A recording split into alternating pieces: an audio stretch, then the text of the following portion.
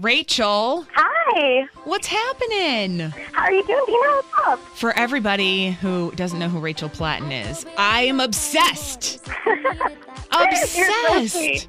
Oh, thank you. Have you noticed I've been like tweet stalking you? I've been like, this is craziness.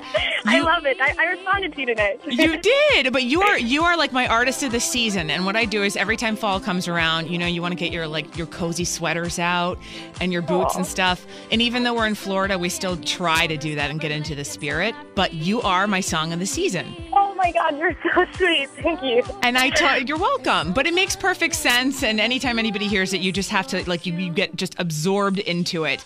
And you want to snap along and clap along, and then it gets stuck in your head for days. And the song is called 1,000 Ships. Such good stuff. Explain to everybody, first of all, where you came from. Because it's like Rachel Platten came out of nowhere, but you've been doing this for a while.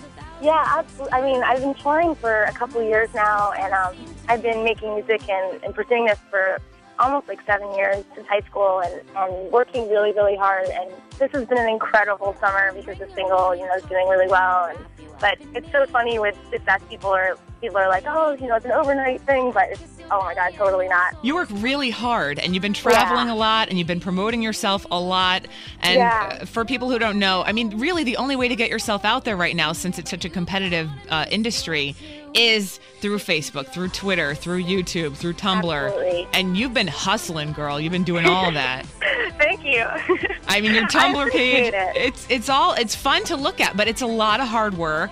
And you got your guys. You're always surrounded by guys. I mean, you're a lot of boys. Yeah. Your crew. Do you have a boyfriend? Do you have time for love? Or are you so focused? I mean, no, I definitely have time for love. Yes, I have someone special in my life. But it's funny, I'm around men all the time, and I always say to them, I need a girl day once in a while. This weekend, I was in Atlanta, and I had a separate hotel room, and I went to the spa and got a mani-pedi. They were making fun of me, but I was like, I don't care. I'm not a guy. I can't just broken heart all the time. Yeah, really. Did you have a girl day with your girls, or you had a girl day solo? Oh, sadly alone. No, but I made friends in the salon.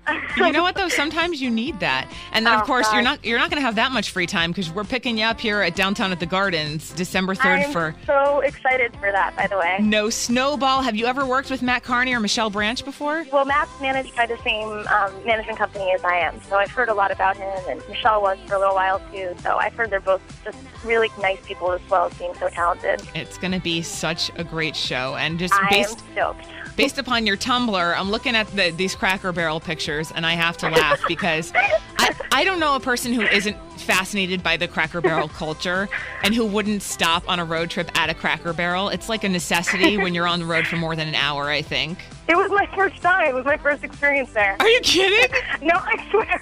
They couldn't believe it. The band was like, that's it. We're stopping right now. Did it blow your mind? Because I had to do that to my boyfriend. He thought it was a buffet or a Golden Corral or something. He didn't know even what it was. And when he walked in and his eyes fell out of the sockets. Did you have the same kind of reaction? I was so excited. I'm such a little kid inside, and I love to play. I couldn't believe how many toys were there. They were like, Rachel, it's time for brunch. I'm like, yeah, but did you see these clapping monkeys? These are amazing. I bought a piano horn for $5. Nice. I'm gonna debut it tonight at my show. I'm very excited. Are you gonna bring that to Florida? You know what? I absolutely am. You have to bring all your Cracker Barrel crap. I mean, we're like the state of garage sales, and as there's a Cracker Barrel every 5 miles here, you should know that. Oh, amazing. I can't wait. Bring all your garbage. And I also learned something very important, a couple of things on your Tumblr page, because I told you I'm stalking you. First of all, your mom's keeping you pretty grounded. She's keeping you in check, which I think is an awesome thing to do. Most parents, you could end up, going down the Lindsay Lohan road very easily. And what happened the first time your mom was in the car and heard your song? She's so cute. Well, she's with my grandmother, and she was so excited. And they called me, my mom was almost in tears. She was so proud and so excited. But then almost immediately after, she sent me the Tao, chapter 44, which is on success and fame and how, what is more important, success or, inner peace. Mm-hmm. I was like, thanks a lot, Mom.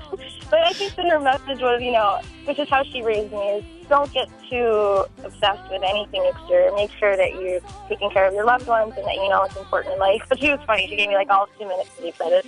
So she went from, oh, my baby's on the radio, and Nana's crying, everybody's crying too. But don't get carried away with yourself. You better not get an ego. I was like, oh man, thanks. All right. Okay, so aside from that, I learned about your beatboxing skills.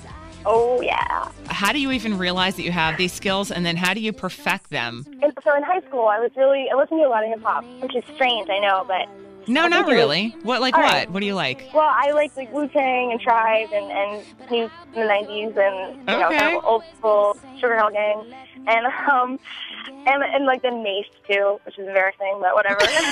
Wait, did you say Mace? Mace.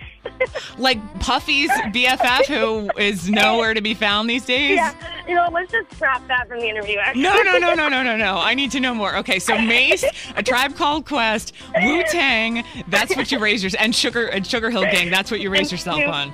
And Snoop. Okay, Snoop. Snoop's my favorite. That's a given. So you know, I listen to a lot of this, and I also like the Roots and Far Side and stuff, and I used to go to a lot of Roots concerts with my friends who got me into hip-hop, and I watched Rozelle, and I couldn't believe it. Like, I was like, how is he doing that with his mouth? And he's making, like, a car start. I don't know if you've ever seen him. And I wanted to know how to do it. So I basically had the video taped on MTV, and I watched it over and over until I could figure out what he was doing.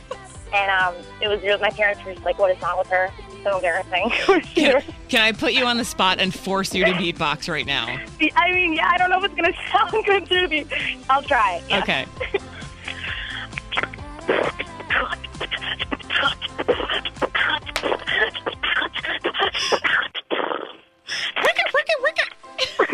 Seriously, you are a trooper for doing that. I didn't even expect you to. Could have said no. Oh shit. You could have been a total diva about it and been like, "Are you serious? I haven't had my coffee yet." Oh no. There's a mall down here called the Gardens Mall, and Biz Markie. I saw it on one occasion. I was walking by the Apple Store. And no joke, Biz Markie was walking up and down the aisle at the Apple Store, beatboxing, like waiting for someone. No. I thought it was like an MTV show or Punk'd or something.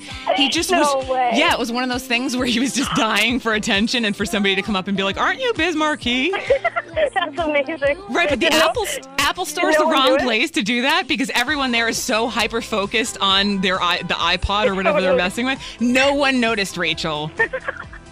That's amazing. And I watched him do it for like 10 minutes. And then my friend said, weeks later, same scenario. No way. Yeah. So if you want attention, first of all, if you want to, show off your beatboxing skills, don't go to the Apple Store. Right. Noted.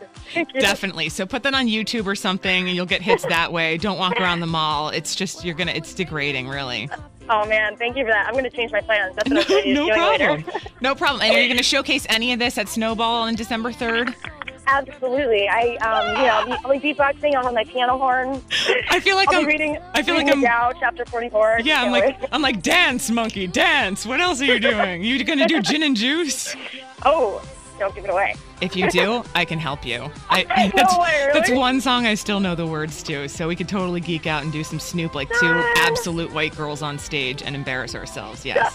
You're coming on stage with me. Yes, score. Well, Rachel Platten, you're going to hear so much more from her. 1,000 Ships is her single. You've already heard it. We've been playing it like crazy and lots of big response to it. And we will see you, Rachel, on December 3rd at No Snow Ball. Awesome. I'll see you guys there. Can't wait.